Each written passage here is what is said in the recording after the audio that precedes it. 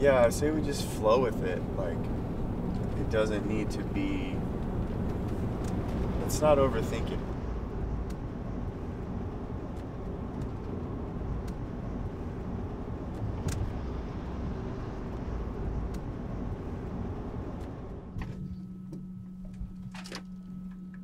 So, yeah, see, the parking lot's pretty full already. This is why I wanted to take one car.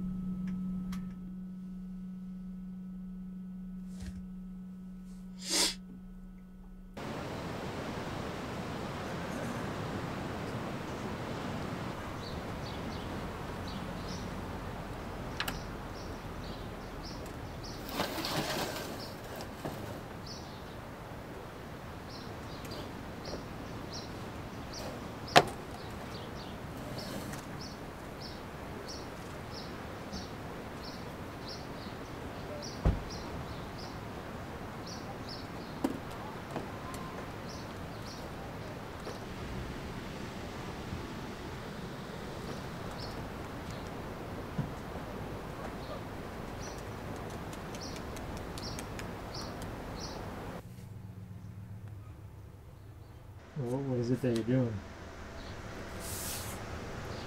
You know, my morning routine, I pray, I meditate, I write in my journal, and I go surf.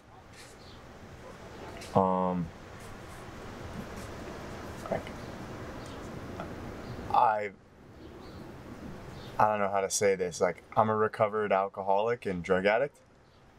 So it's pretty important that my mental health and like that I can keep myself stable. Otherwise, you know, bad stuff seems to happen. So this is just sort of the routine that I've developed over the 11 years of my sobriety to like keep me from going insane and blacking out off of Mad Dog 2020, you know? But yeah, I don't know. It actually looks like kind of fun.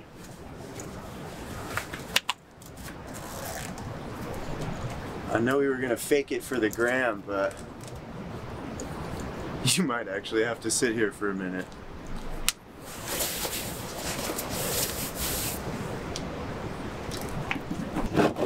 I don't know what it is about surfing in California. If it's the cold water or the sand is a different color or what, but brah. I pretty much miss Hawaii every day.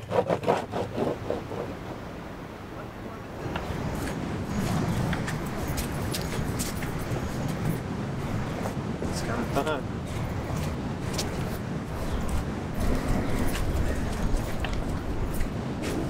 That's the one.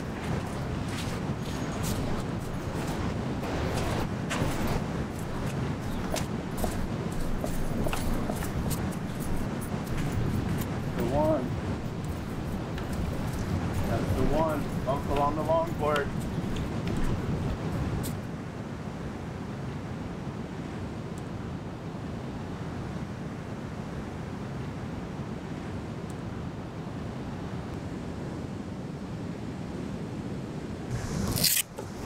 Worth it. Breakfast? Breakfast. Shower first though. Gotta keep the old cola clean. Yeah. It's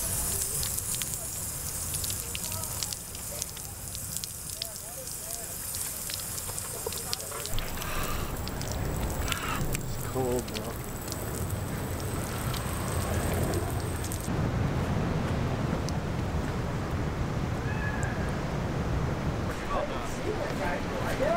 I've been down here this way. Tired. Who am I? It's a great question. I'm Tim Rose. I am a music artist, a music producer, and a guitar player. I am a lover. I'm a fighter.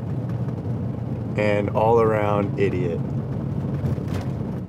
My story is that I moved here 2 years ago from Hawaii, where I can't really say that I'm from Hawaii, but I've lived there for most of my life. I was born in Washington State. I moved to Hawaii when I was 17, and I lived there until 2 years ago when I moved here. So, yeah, simple guy. I love the ocean. The ocean loves me back sometimes. Loved me back this morning. Look at that. People are just scoring out there. That's great. Good for them. My life as a musician started out on the street in Waikiki. I was busking and playing my guitar with my friends for change and connecting with a crowd, playing a song that they liked and connecting with them in that way. Music just feels like magic. You connect with strangers on such a deep level. It's like an act of community. It's communion. You know, I feed them and they feed me. I love that. Tim, so can you tell us where we're going right now and why is that place so important? Well, I basically, like, most people think that van lifers, like, are constantly moving around, and that's true for a lot of them. For me, I moved into the van to make music. I just didn't want to pay rent, really. So all of the money that I make goes to making music. So I'm basically in the same block in Los Angeles all the time. And that's where we're headed now. We're headed to Mid-City Los Angeles. And that's where I make my magic. That's where I make my music.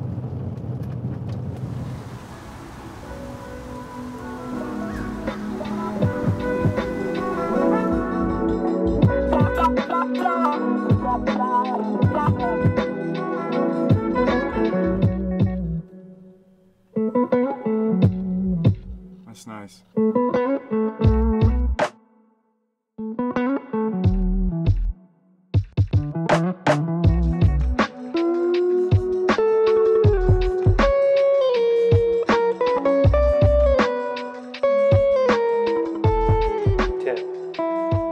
Why did you want to be a musician? Why did you want to get into music? I didn't want to be a musician. I didn't think I was musical. I had a lot of problems as a kid.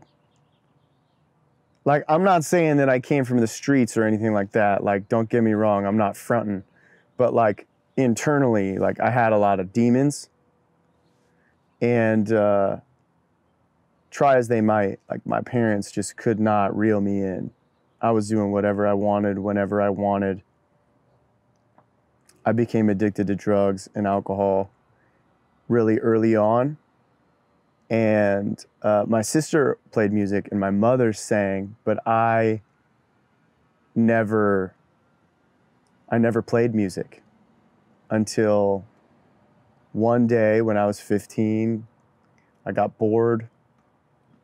My mother had this guitar in the house, and I was obsessed with Pink Floyd at the time. And she taught me 2 chords. She taught me G and E minor. And that was it.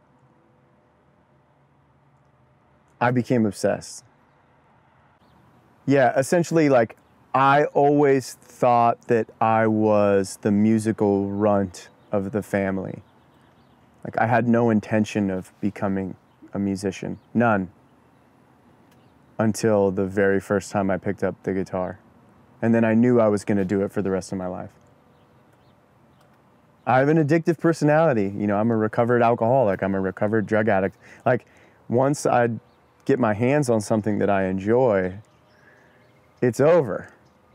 I do nothing else. And that's, for better or worse, like that's all I do. And when I picked up the guitar at 15, that was it. I've been living in my van full time for 5 years, 5 whole years. 3 of them on Oahu and 2 of them here in LA. And it is not because I'm some hippie, pseudo-spiritual, want to take mushrooms at Joshua Tree kind of guy. That is not who I am. I'm a simple man. I live a simple life. This was purely a money decision for me. I didn't want to pay rent anymore. I wanted to spend that money in the studio. I wanted to creatively explore. I wanted to hire the best players. I wanted to hire the best engineers. I wanted to be able to spend money on promoting my music so that all the stuff that I put my life's blood into, people actually heard. And so I committed to it. It was a sacrifice that I thought, and still think, is totally worth it. So that's why I'm in the van, and will continue to be in the van until further notice. What do I like and dislike about van life? That's like a great question. I think they're connected.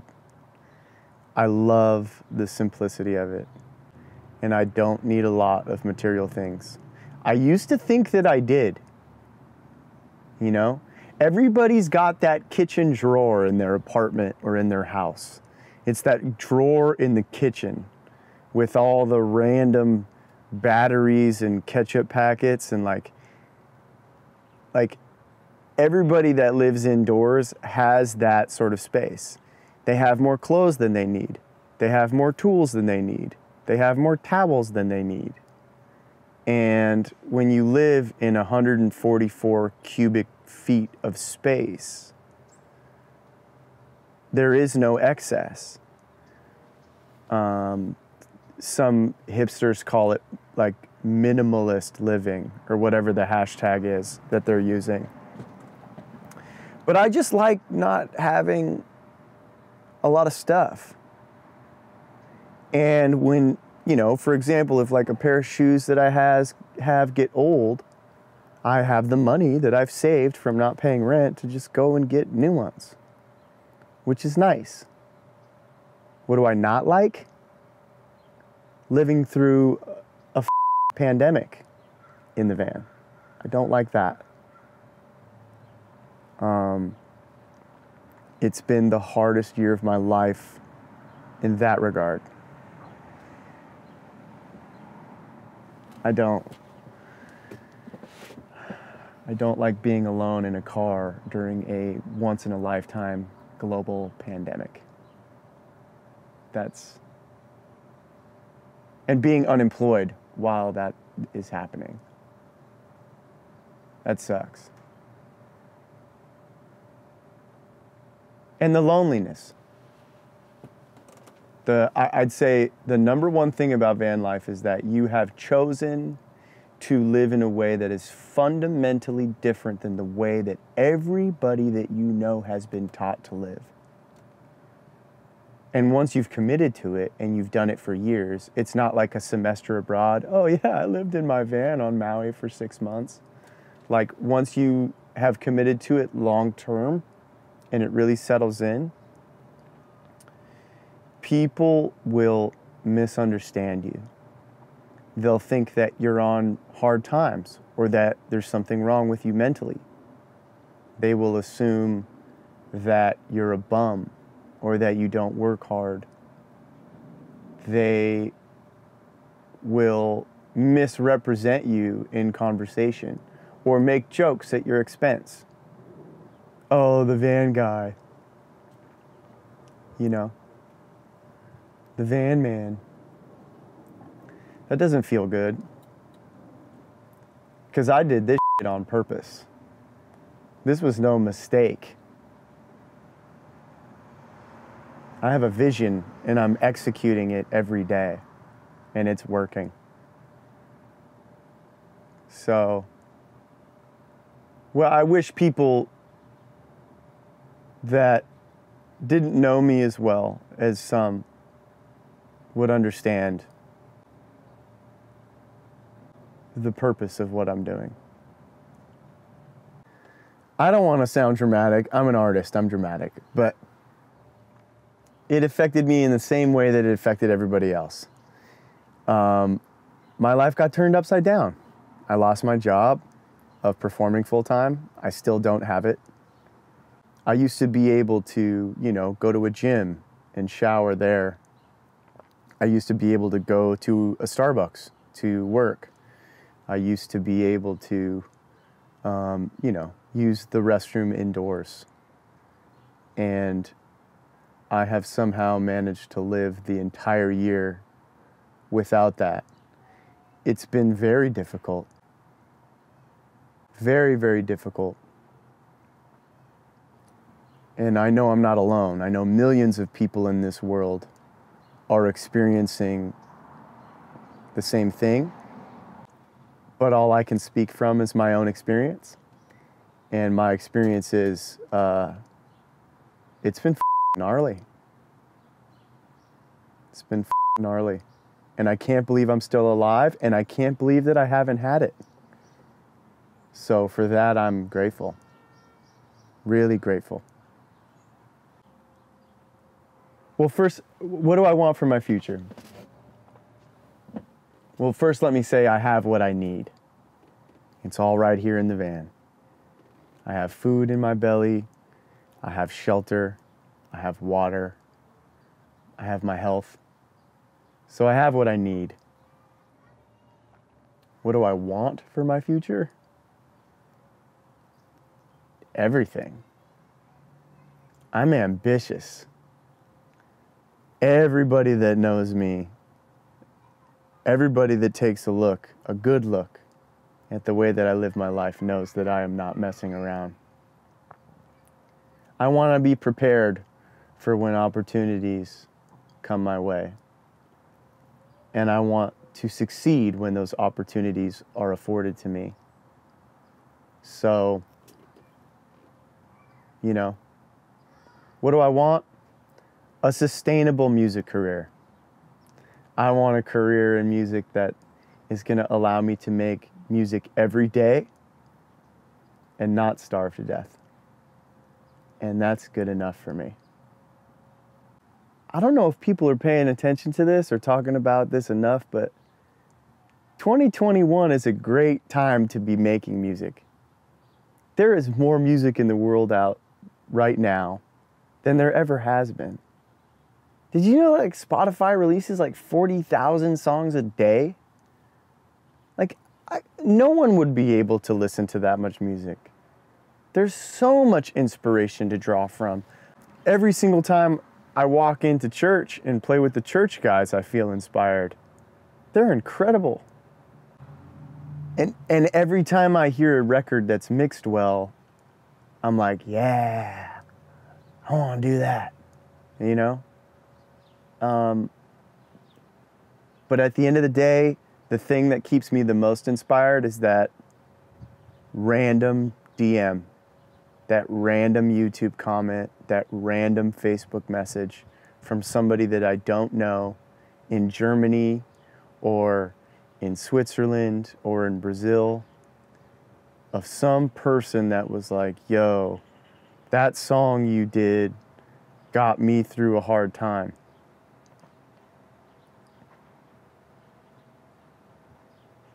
I can't express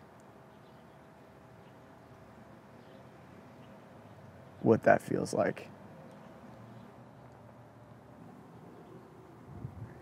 At the end of the day, the biggest reward is that I'm still doing it. A lot of people give up, whether it's their own fears or stage fright, or they have health problems, or they find some job where they make a lot of money and decide that they need to provide for their family. And maybe those things will happen to me. But right now, today, I'm grateful that I still get to do this. Despite everything that's happened over the last year. That I'm not dead and that I'm not giving up. The work is its own reward.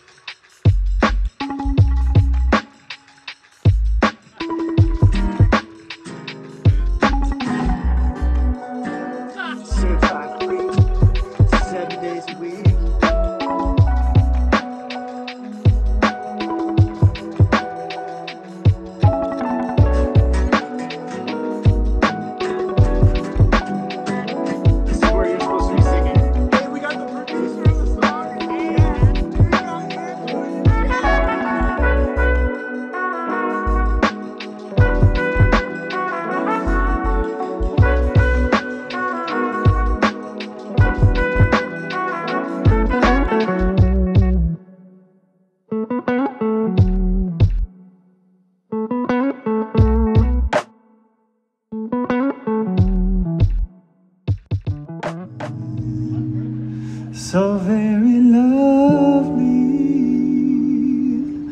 made from love.